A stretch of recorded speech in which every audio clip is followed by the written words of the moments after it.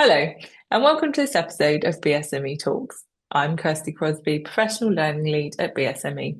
I'm delighted to be hosting a special episode of our podcast where we'll be giving you an exclusive look at our next upcoming professional learning event, the Business of Schools webinar series.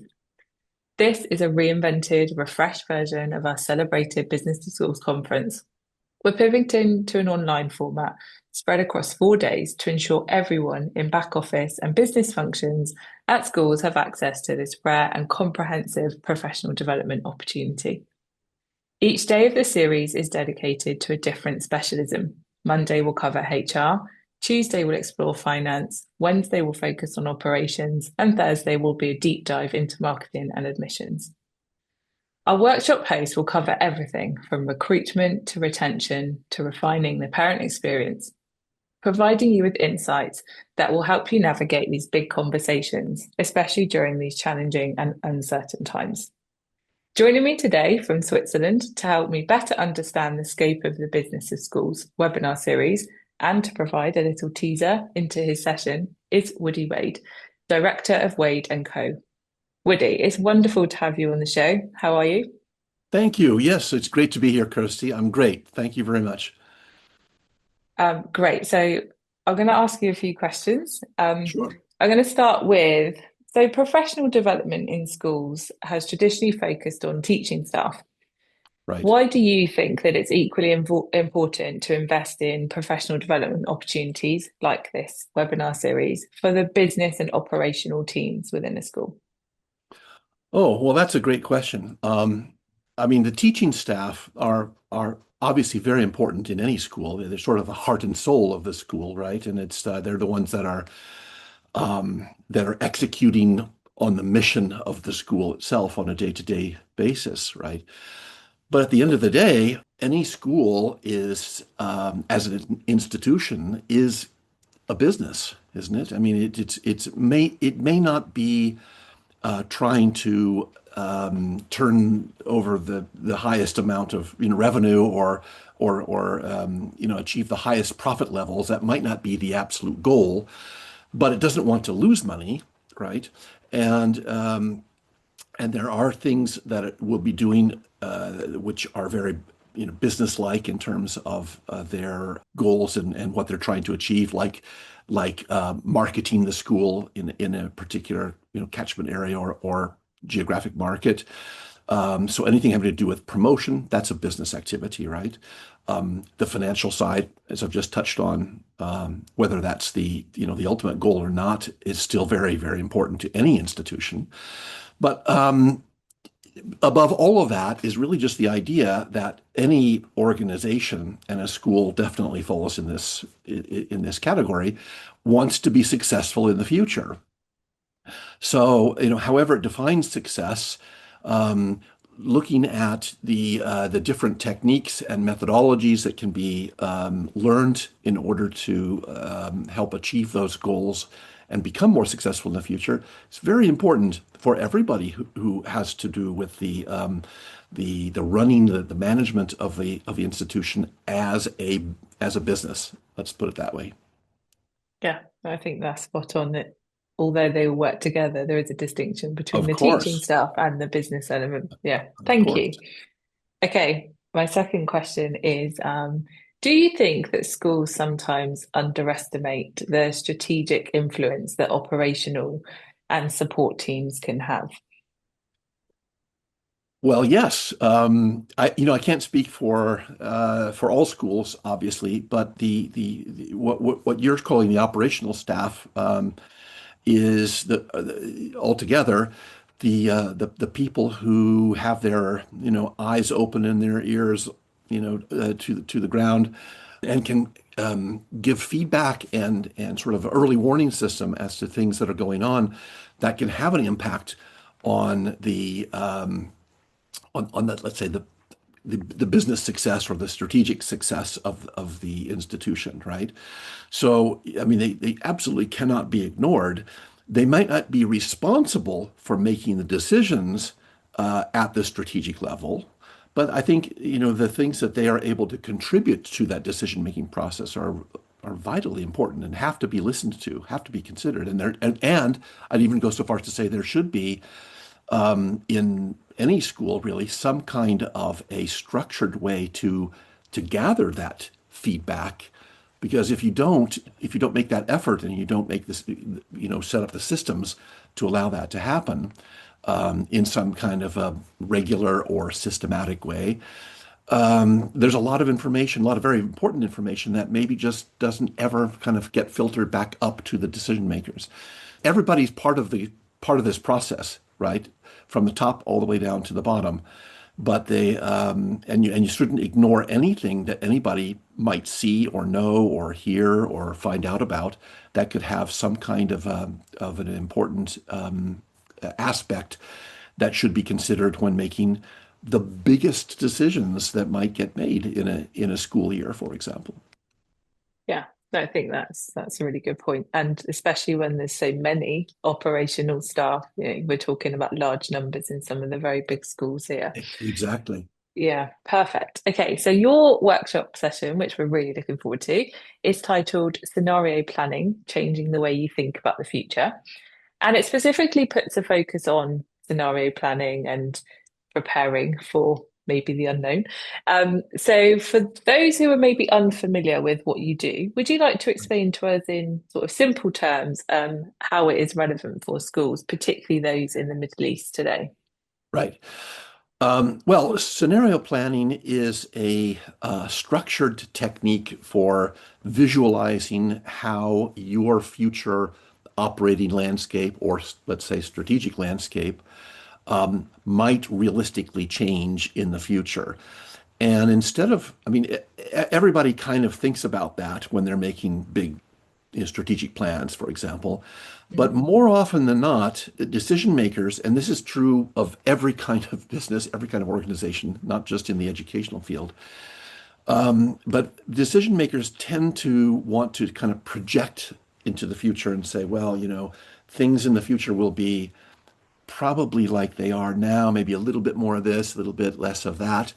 But essentially, the landscape is going to be like today. So the way of thinking is kind of extrapolation. Scenario planning says, no, no, don't do that because that's kind of putting all your eggs in one basket. And instead, what you need to do is to be prepared for alternative futures to materialize. And these alternatives, some of them will be similar to today. It's not like however things are today just will it has no chance of kind of continuing. So some of these scenarios, these futures, will be familiar. Will feel very, very familiar because they're more or less like things are today. However, things can actually change quite a lot, particularly if you look sort of 5 years into the future or certainly 10 years into the future. I mean, you only have to look back 10 years and realize, nobody knew that COVID was going to come. Nobody could have predicted that the situation in the Middle East right now would be what it is right now, 5 years ago or 10 years ago. Without going into all the nitty-gritty details, which we will be doing in the actual webinar, the essential concept is to say, there are I said certain uncertainties. That's rather Yeah. infelicitous way of saying that, right? But basically, there are some uncertainties that you can identify already now that have the potential of having a big impact on your future success. And again, however you decide to define success for you. If you imagine already now that even though we don't know which way this particular uncertainty could turn out, it might go like this, but it might also go like that, then the logical and prudent thing is to have a strategy for this outcome and a strategy for this outcome. Now, that doesn't mean, 100-page strategic plan for each of these scenarios, and usually there are four of them. I just mentioned two, because that's not the idea, is to produce more work, but it's to open your eyes to plausible futures that really have the chance of materializing, of emerging, and getting ready for them in advance. Because more than just visualizing them, you take it to the next level, which is to say, well, if that future would materialize, what would it actually look like for us? What are the implications for us? What would be the opportunities that we would probably experience in that future? And what are the challenges? And then if you know what the opportunities and challenges might be, I mean, when I say know, that's maybe a little bit too solid, but if you have foreseen what they are likely to be, then you can actually say, well, what would be the logical way for us to begin preparing for those things today? Or maybe we don't need to yet, but at some point we will, if we see that we are going in that direction, if we've already thought in advance about what we ought to be doing to get ready for those opportunities and challenges, then you're way ahead of the game. And that's really what it's all about. It's a management technique that has long-term strategic value, and its ultimate goal is to buy you some time. Great. I think it sounds not only interesting, but essential, especially, you mentioned COVID. That was certainly not anything I assume many people have prepared for. So, Right. yeah, I find it But really but but interesting. Kirsty, also, your part of your question was about, the relevance in the Middle East today. Well, I mean, Yeah, you almost don't even have to say anything because it's obvious that, yeah, as much as things change all the time in the world in general, we're at sort of the sharp point of the spear here as far as yeah, very important changes that could alter the landscape, particularly yeah, given the vulnerabilities of schools that are in the Middle East, dependent on expat populations mostly, and the expat populations are themselves very vulnerable to changes because they're the companies that are employing the heads of these families, for example. You don't know whether they're still going to be yeah. operating here in a few years, or they're going to be reducing the staff or whatever. Yeah. So that's just one element that could change the way the future turns out, and there are obviously others. And what Mhm. scenario planning tries to do is to have a look at all of those important things that could change, and suss out, how could they actually have an impact on us in the future. Great. Looking forward to your detailed session in the Me program. too. Me too. Very Um, much. okay, so schools often work on incredibly short timelines, and the day-to-day demands in those schools are ever shifting. Right. It's quite intense. So how do you encourage leaders to carve out time for this long-term thinking? Like, when you're working, obviously, in what you do, how do you Yeah. encourage them to make the time to do this rather than just be reacting to the day-to-day? Well, I mean, by beating them over the head with the idea that they really need to. But realistically, I think if you are responsible for the future well-being of your organization. Now, this word future is, it carries a lot of water there. Are we talking about next semester, or are we talking about 10 years from Mm, now? But the future health of an organization is in the hands of usually a small management team, or leadership team. It behooves them to actually spend some time trying to assess what the risks could be that they might face, and then what should they do to mitigate those risks, or at least be prepared to face them, or put up whatever defenses need to be built, maybe even to avoid the risks altogether. So it's part and parcel of the job at the top.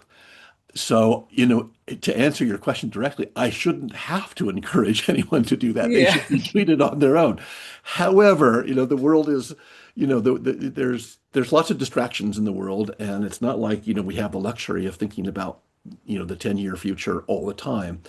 So perhaps if someone said, well, how should we do that? I guess one of the answers that I would say is that depending on your management structure, you might consider doing some kind of a dedicated retreat with your team once a year, for example, and simply going away and saying, don't bring your phone, don't bring your laptop, go someplace nice and quiet and just allow yourself the luxury of thinking about the future in a kind of a blue sky sense, right? It's not Mm. about, we're facing this particular problem right now. What are we going to do about that? Well, that's today's problem, right? And it might persist into the future. So it's not necessarily only today's problem. But I think the idea would be to say, let's try to make a distinction between the things that are operationally important for us right now and things that we think will be strategically important for us looking further ahead. And for all I know, maybe schools already do that, and I would hope that they would. But on the other hand, like you say, and there's lots of pressures in running a school, not even day by day, I was hour by hour, I would think, Yeah. right? Yeah. So, No. so I Yeah. would certainly understand if someone said, "Oh, we just can't do that," and I would say, You "Yes, need to. but you Yeah. should. You really Yeah. should." Yeah. I love that idea of a retreat and actually in the sense of taking yourself away from the environment and the distractions Oh and yeah, giving yourself the space. right, Um, yeah, right. fantastic. And by the Okay. way, Yeah. if I just to an extra point on that, if you go away for a couple of days and think about the future, um, you've got to provoke yourselves, right? If you just go away with your team and chit chat about the future, that's Mm, one thing. But if you bring in somebody, with a sharp stick to kind of prod you into thinking in possibly uncomfortable ways, and this might be an outsider, and I'm not trying to promote myself for that role, but that is the role that I do play.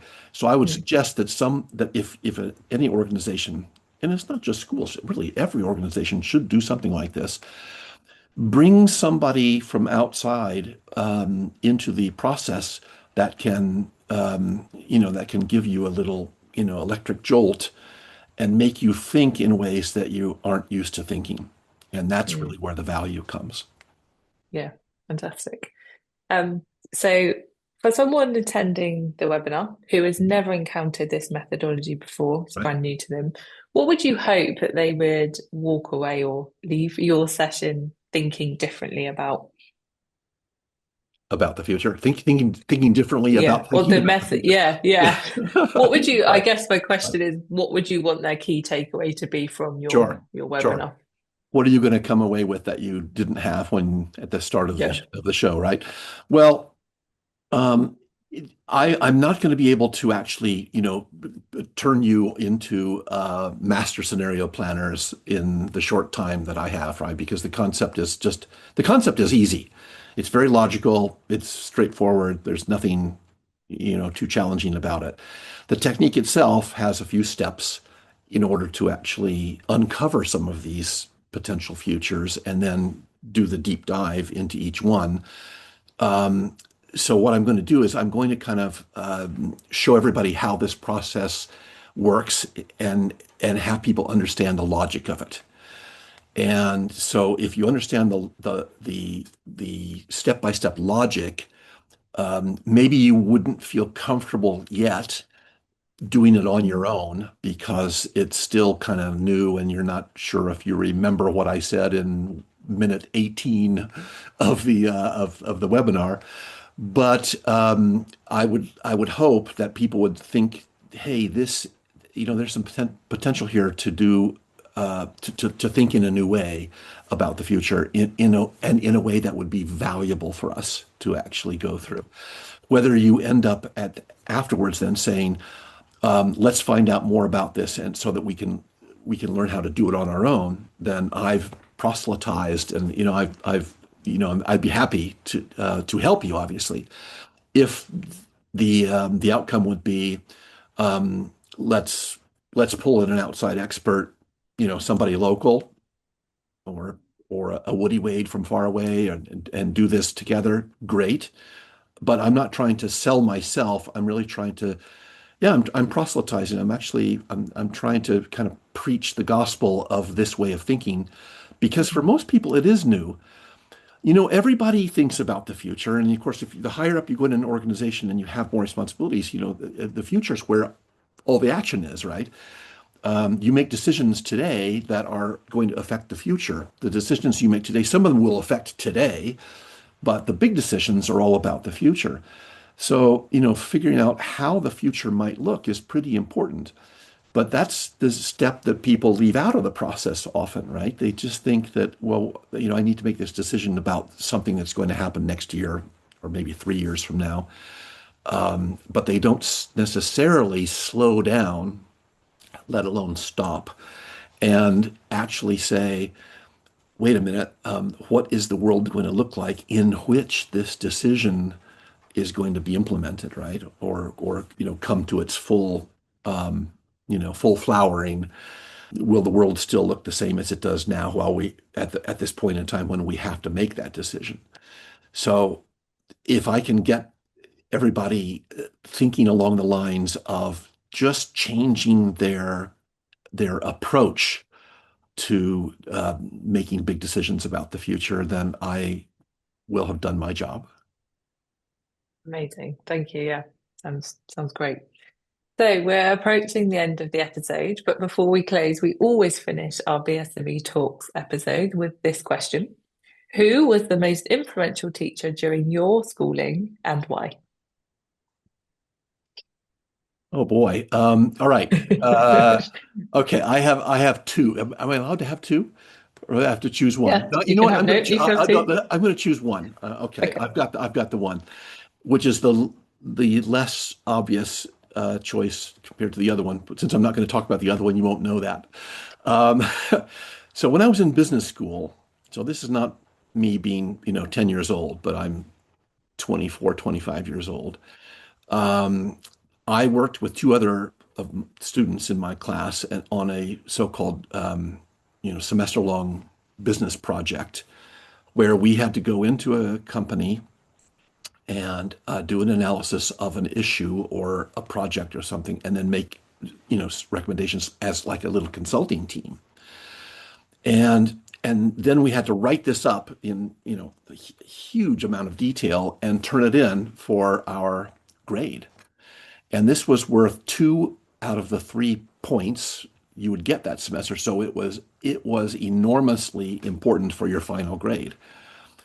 Make a long story short, the project that we looked at just didn't make any sense to us, to the three of us. And the professor, who was our supervisor, he was giving us lots of pointers and telling us how to interview people, how to be non-threatening, which is important if you're a consultant, I guess. How to basically how to make this whole process work. And he was brilliant. He'd done this for years and years, and he was actually quite famous for this. But the three of us at the end, we said, we're going to recommend that this company not go ahead with this project. So we did, and our final report was like 4 pages long. And then we, on the final day, we turned in our 4 page report and we saw on his desk these like 80, 90, 100 page reports of the other teams that had done this. And we looked at each other and just said, we have just flunked out of business school, you know. But the professor in our feedback session said, sometimes the most value you can ever deliver to someone is to tell them not to do something that is going to hurt them, right? It's going to hurt them from a business point of view, right? Obviously not personally hurt them, I don't think. And that made us feel better, and we passed. I don't think we got a brilliant grade because it wasn't, as analytical as some of the others. But that lesson has stayed with me all this time, is that sometimes the best thing to understand is that this opportunity that you thought you had actually should not be something that you would pursue because it, has other implications or other, outcomes that maybe you haven't thought through properly.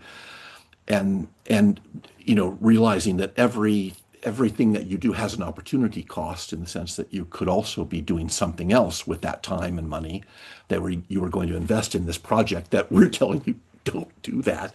No, Yeah. don't. No. Yeah. And unfortunately, I don't have any information about whether the company, decided to take your Oh, advice or not. yeah, that's So a there's shame. no, yeah, I know this is the great unknown in my life. But I definitely appreciated his take on that, especially we loved hearing that so much because we were so afraid that not going forward with an analysis showing here's how you should do this and spending you know Yeah. 100-page report on how to do something when ours was just basically ours could have been Don't do one paragraph. it. Yeah. Don't. Yeah. Oh, that's a great story. So thank you so much for your time My today and pleasure, for offering Kirsty. us this Tuesday. I think your focus on scenario planning has never been more relevant to us at this moment in time. So for everybody listening today, if you wish to join us at the Business of Schools webinar series, you can head to our BSME website and secure your ticket. The event is open to both BSME members and non-member schools, and there are tickets available where you can purchase for a whole week, the Monday to Thursday, and attend every stream, or you can purchase individual day tickets. So we'll pop the ticket link in the caption for this podcast, and we really hope to see you there, and you'll be able to hear Woody's slightly more in-depth overview of scenario planning. Thank you all so much for your time, and thank you again, Woody, for joining me Thank you, today, Kirsty. and happy teaching, everyone.